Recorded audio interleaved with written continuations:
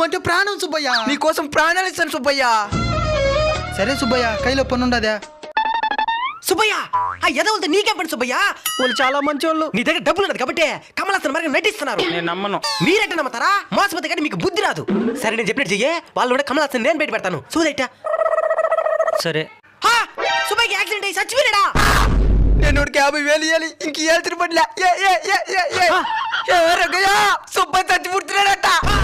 వీడు మాత్రం మంచోడురా. నువ్వెందుకు బాధపడుతున్నావా? నువ్వు కూడా 1,00,000 ఇయ్యద్దా? మన మీద ఉండే నమ్మకంతో బాడీ పేపర్ కూడా రాసుకోలేదు.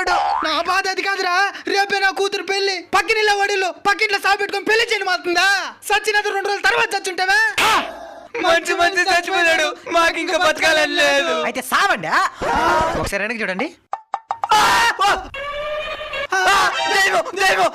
నేను జీవించినారా? నేను చచ్చేది కదరా, మీ ఇద్దరు చంపేస్తున్నాను. ఇలాంటి జిత్తులు మారిన సమాజంలో చాలా మంది ఉంటారు. మనమే జాగ్రత్తగా ఉండాలి.